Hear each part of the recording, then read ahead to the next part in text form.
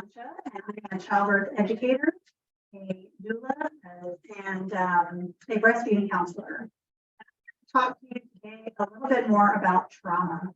Trauma really affects our minds and the way that we think about all different types of things. Personally, I think trauma in women is different than trauma in men. Sometimes, not all the time, but sometimes.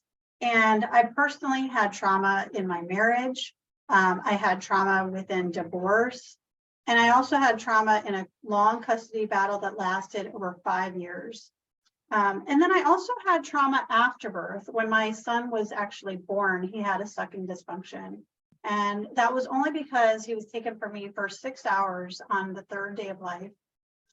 It really impacted the way that I thought about all different kinds of things, but I wanted to empower other women to be able to handle that postpartum phase and really advocate for themselves. That's one of the reasons I became a doula, is because of this problem. And, you know, I'm convinced that someone in the hospital gave him either a bottle or a pacifier, unbeknownst to me.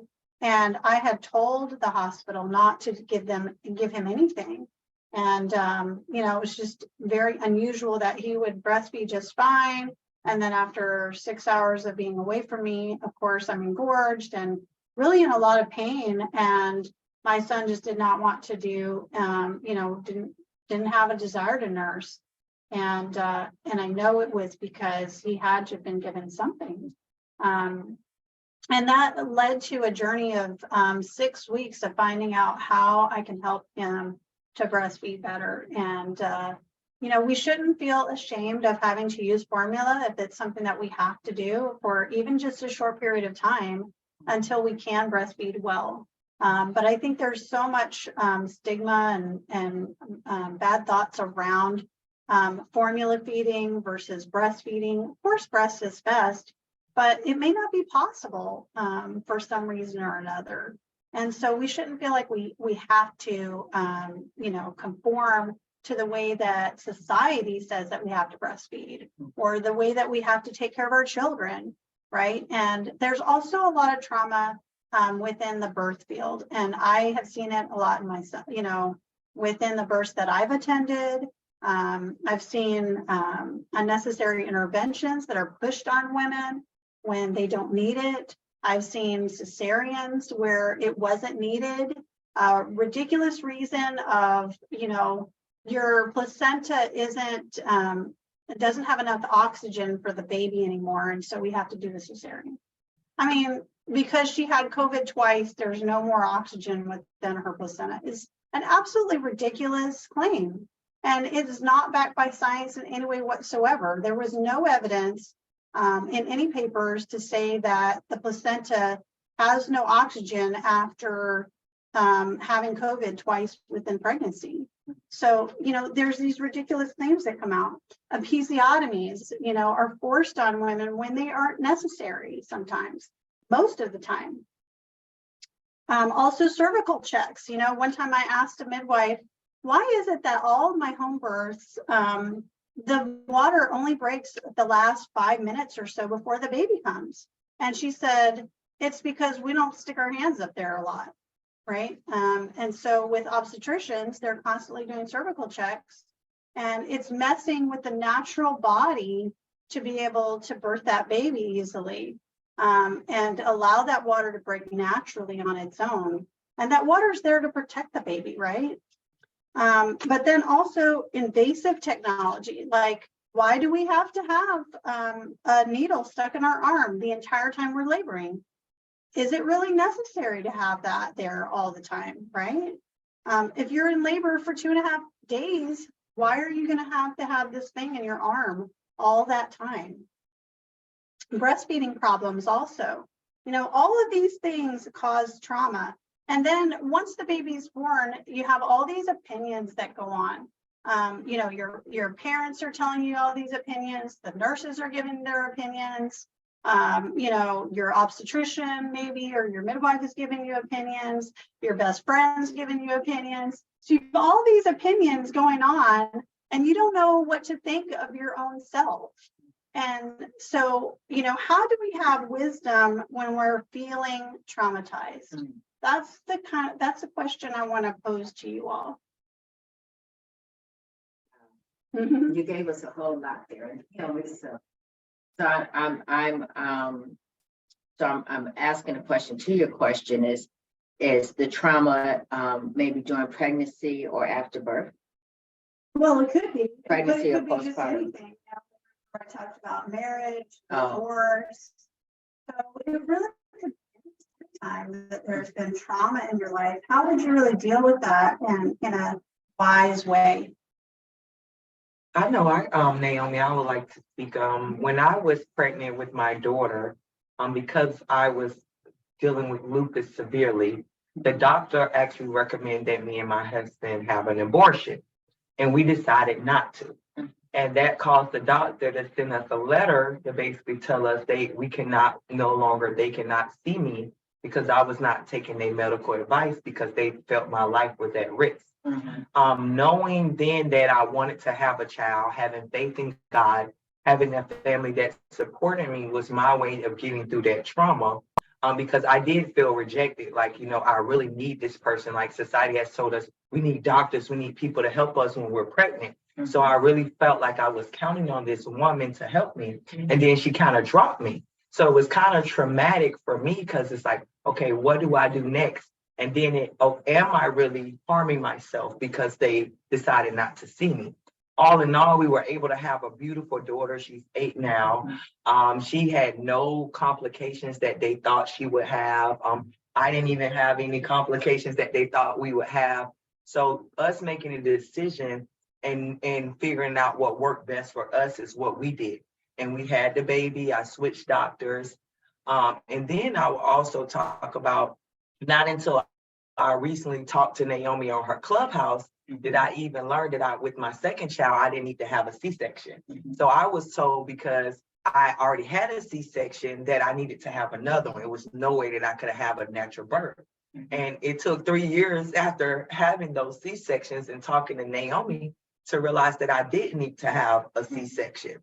So I think for me, as somebody who loves knowledge and tries to be informed as possible, the best way for me to gain more wisdom in those areas is talk to people who vary in perspective. Yeah. I would encourage you to get a second opinion when the doctors is telling you to do things that could make you kill your baby or saying that these procedures are harmful, could be harmful to yourself. Mm-hmm. Seek second opinion, seek advice.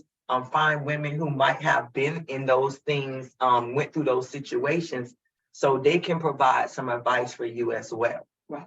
Yeah. I know for me, I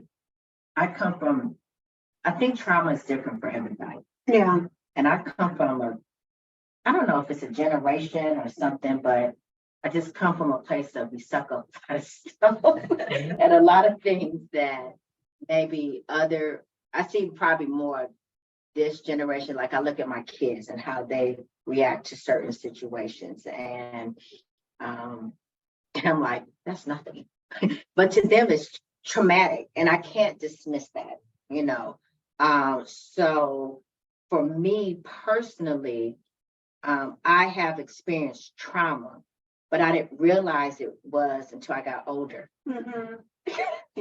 So it's like I went through these things maybe as a child or as a teenager, but as I was going through it, it wasn't until I got older and gained wisdom and understanding that I was like, oh yeah, that was probably a little traumatic, but the way it affected, and it didn't, sometimes things didn't come out until I got older, and it was like, this is why I'm responding and reacting the way I am because of what happened a long time ago that wasn't necessary. It's not like I viewed it as trauma. It was just like, this is life. But it was like, yeah, maybe that was a little traumatic. So, but being able to go back and say, okay, that's what happened. It's still affecting me, right? So now let me address it. So now I don't want to be in denial about it no more. And I think that's how that's me though. So, because people, like I said, people experience trauma different ways. And for some, you just it's not like you don't act like it didn't happen, but it's kind of just tucked it away and you didn't realize it till like, oh, that's what it was. So that's my experience with trauma. That's If that what makes I'm sense. Yeah. saying. You know, Mhm. when shelter, and I remember this woman came up to me and she said, you know, you're not a victim. You don't have that victim mentality like so many of these women here at the center. And we can choose to be a victim if we want to, Right. or we can choose to be a survivor. Right. And you're right. In the midst of that marriage, I didn't realize how much of trauma that it was. Yeah. And just being able to talk to somebody on the phone and tell them what kind of things that I'm experiencing allowed me to realize that I was in a very bad relationship with my husband. And so sometimes it's just having to be able to step out of the situation and look at it in sort of a bird's eye view in a way, helped me to understand what kind of trauma I was going through. Right. And I like you mentioned the word surviving. Yes. Survive. Because a lot of times when we go through trauma, I think that's what I kind of handle it. Just go into survival mode and you just survive. Dealing with it until you clear out of it. Yeah. So good. And How about you? I think, what you're talking about with the victim mentality, that is where a lot of people go to. It's either denial or I'm a victim, and how do you come to a conclusion that's real? And I think what you said, Naomi, is you have to get help. And you have to have somebody else that can give you that bird's eye perspective, because it's so hard when you're in the middle of it or hurting afterwards to be able to see reality. Yeah. And so you need someone you trust that can walk you through that to be able to overcome it. I don't know how you do it without somebody to help. Well, and then also it's a mindset shift afterwards, right? I had to shift my mindset after my marriage and say, okay, I don't have to, live in fear. I don't have to be afraid of what's going to happen, because I'm not married, because I have to support my son on my own. I can shift that mindset, and it doesn't have to be to me. It happened for me, right? And I don't ever have to think that my marriage was a waste, because if I hadn't been married to him, then I wouldn't have the relationship I have with Jesus today. That marriage made me stronger in Jesus because it was attacking Jesus, and so I clung to the only thing I knew was Jesus at the time. And that's what, we need to do, is we need to be able to cling to the thing that we know the most and the best, and we know is the best for us at the time. Right. So it doesn't happen to me, it happens for me. That's good.